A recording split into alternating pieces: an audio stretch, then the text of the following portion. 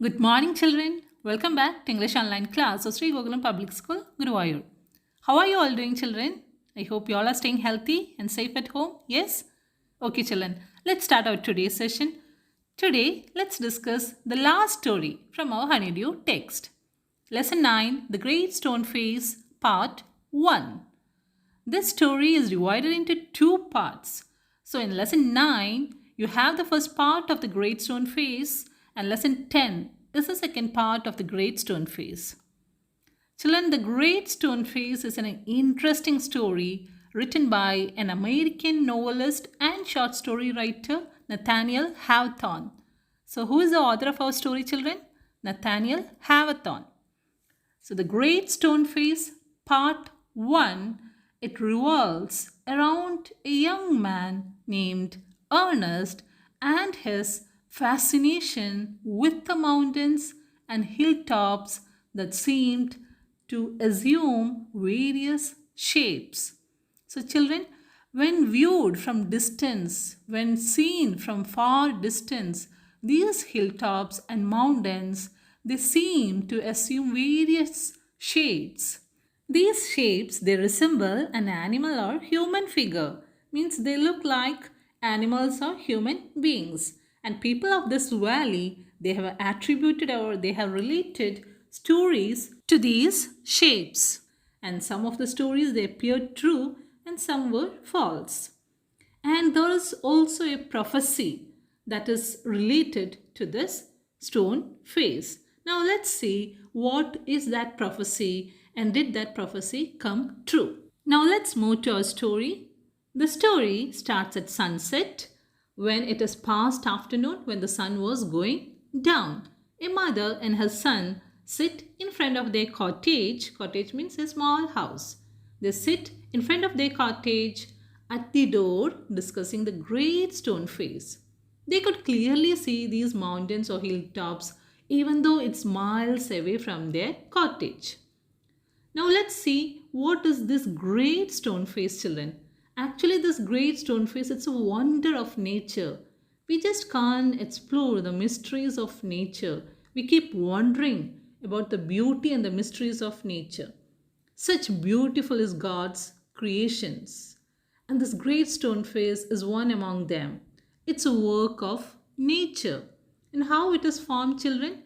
It is formed on the perpendicular. Perpendicular means on the steep side of the mountain by some huge, gigantic, immense rocks.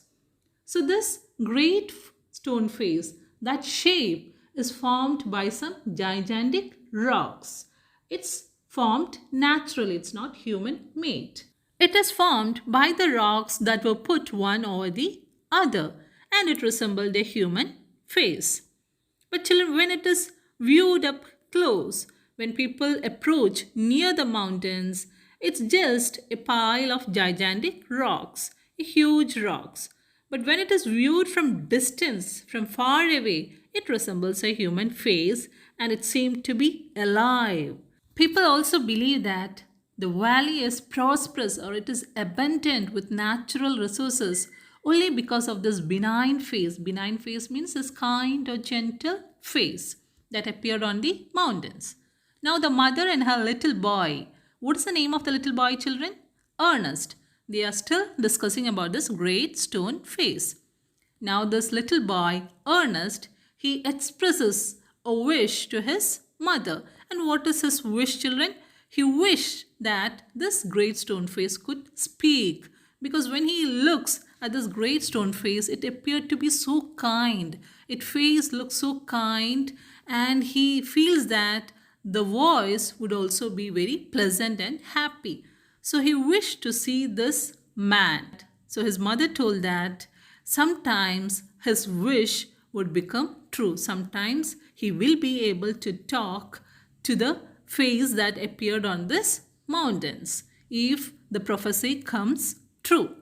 Now, what is the prophecy, children? Prophecy is a statement that tells what will happen in the future. So, there is a prophecy that is connected to this great stone face. Now, the mother explains that prophecy.